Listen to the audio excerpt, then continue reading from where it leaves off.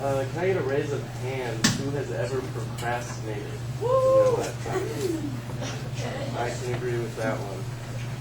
And it's not really fun, is it? I mean, if you have time to do something someday, you should probably get it done that day because you're never going to know what's going to happen next week. My quote is, never do today what you can put off till next week. And I disagree with this. Basically, procrastination. Get things done today and you don't have to worry about it later. You never know what can happen next week. It can happen in relationships with a girlfriend, something can happen then, and it'll affect you because you didn't put that effort in or you didn't do something when you could have done something, and it affected it later on in life.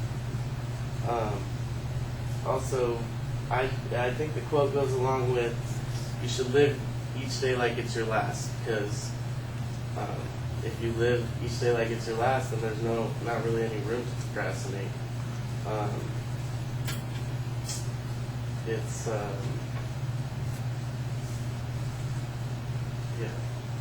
There's no room to procrastinate. You have to do everything. I can't do it.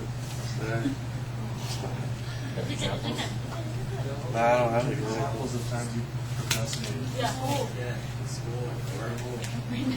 So sometimes I procrastinate. There you go. Sometimes I'll procrastinate doing my schoolwork. I'll have an essay due, let's say next week, when I have plenty of time to do it today, but I didn't do it because I wanted to go to a party. I wanted to go get a new tattoo. I wanted to do something else. And then later on that week, you find out, hey, there's something I want to do that day, next week. But, oh goodness, I have to do that report that I didn't do last week. And so that can be very frustrating and irritating and not very fun to deal with. So yeah, I just think you gotta live each day like it's your last one, and don't procrastinate.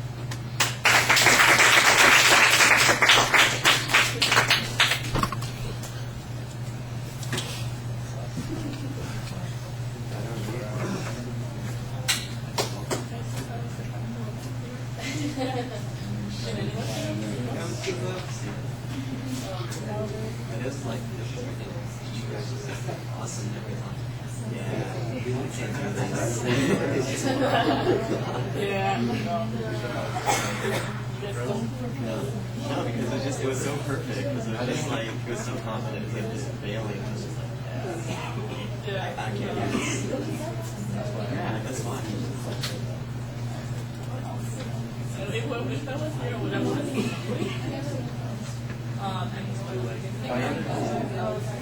but I was going out like, Marching back and forth. yeah. It's awesome.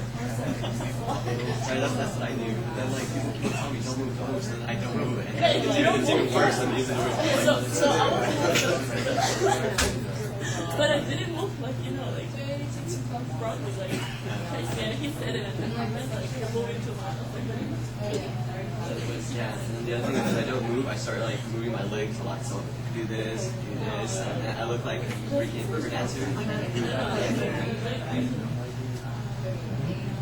Because I wasn't walking on the ground. It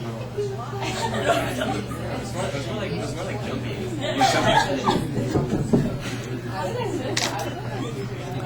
All right, Ryan, I think you're going to be glad that you jumped back in and took the extra effort. And I'd like to thank the audience for encouraging you. Let's face it, I mean, this is tough to do. You get stuck a little bit. And all you needed was a little bit extra push and encouragement. If people smile, they nod, they give you, I mean, they said, oh, come on, talk about school or something. And the next thing you know, you had an example to talk about. You could talk about it a little bit more. And then you finish up a lot more gracefully than you did the first time. And you want to leave us with a better impression. The goal here is leave the audience with the impression that you wanted to try and work with them. You wanted to give them something that was worthy of their time. You did the best you can, and that's all that anybody in an audience is going to really expect of you. Just try. And I appreciated that you went back and made the extra effort.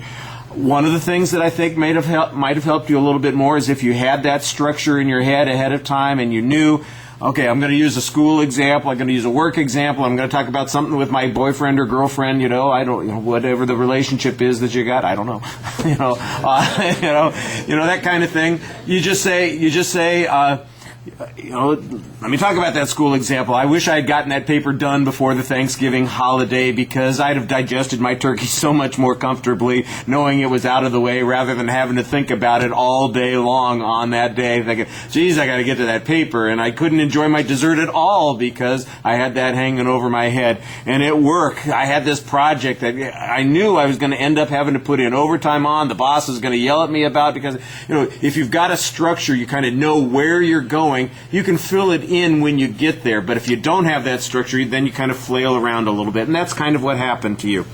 I did think that you tried to talk to the audience. Your eye contact is pretty good. Your voice, I think there's good inflection. We can kind of tell what your emotions are when you're talking about this. I thought you had a pretty good start. You had a very clear thesis statement to start with, so that part of the speech, you've got the right idea going on there. You just need to build yourself a little bit more confidence and give yourself a place to go with the speech. And that you had the end point, but you didn't have the map to get there, and you need to give yourself that map while you're doing the prep work. All right. Thank you very much for trying and finishing up.